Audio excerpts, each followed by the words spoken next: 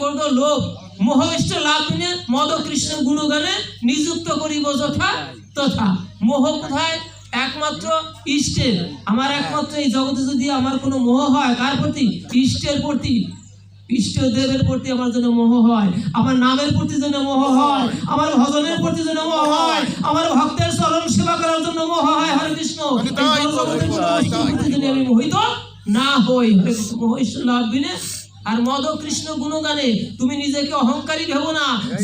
যদি কিছু করো, যদি তুমি মদ, তোমার যদি কোনো গর্ব আসে, একমাত্র আমি কৃষ্ণের দাস হতে পেরেছি, এই গর্ব যেন তোমার আসে, অন্য কিছুতে নয়। রাধে রাধে। আর বলছে কি? নিযুক্ত করিব যথা অন্যতা স্বতন্ত্রতা অনর্থ দি যার দাম ভক্তি পথে নইলে আপনার ভক্তিটা নষ্ট হয়ে যাবে বাবা। কিন্তু এই যে কাম করতে লোভ মোহ মদ মাৎসর্যের কথা বলা হয়েছে না, এইটা কি কোনো কাজে আসছে বাবা? এই যে কথাগুলি বলা হলো, এই মাৎসর্যটা কি? এই 5 জনই ভজনে আসলো। এই যে রিপু 6টা, এই 6টার ভিতর 5টা ভজনে আসে, একটা ভজনে আসতে পারে না, ওর যোগ্যতা নাই। সেটা হলো কি? মাৎসর্য। মাৎসর্য কি?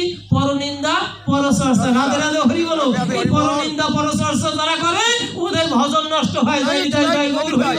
আপনি এর থেকে সাবধান থাকুন। এই আসরে বসে ভালো ভালো কথা এখন আমিও বলছি, আপনিও শুনতেছেন। আসর থেকে বেরোয় দেখবেন যে একজন আপনি অপরের নিন্দা করছেন। ভগবান বললো যে তুমি যা কিছু ভজন করেছিলে, সেই ভক্তিটা অর্জন করেছিলে, সেই ভক্তিটা নিমিষেই তোমার নষ্ট হয়ে গেল। এই জন্য এই পরনিন্দা পরচর্চা এগুলি বাবা যেন না করি। পরনিন্দা পরচর্চা করলে কি হয়? পরনিন্দা পরচর্চা করলে ভজন নষ্ট হয়। অনেকে বলেন যে একাদশী বাবা, একাদশী ব্রত করছি, একাদশী ব্রত করে একজন বলবেন যে আমি কামন সেবা করছি, একজন বলবেন যে আমি ফল সেবা করছি, আর একজন বললেন যে আমি ফল জল কিছুই না, আমি একেবারে নির্জলা রয়েছি। হরে কৃষ্ণ। ওইটা সব ঠিক আছে বাবা, কিন্তু দেখা গেল সকালবেলা উঠে মার শাশুড়ি কি করছে? পাশের বাড়ি গিয়ে বলছে পুত্রবধূর নামে কি পুত্রবধূর নিন্দা করে চলে আসছে।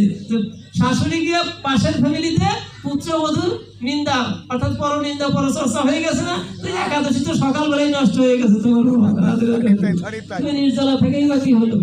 আবার পুত্রবধূর সুযোগ পেলে পাশের ফ্যামিলিতে গিয়ে বললো যে কি শাশুড়ি মাতা মোটেই ভালো না, শাশুড়ি বদনাম করে চলে আসো, নিন্দা করে চলে আসলো।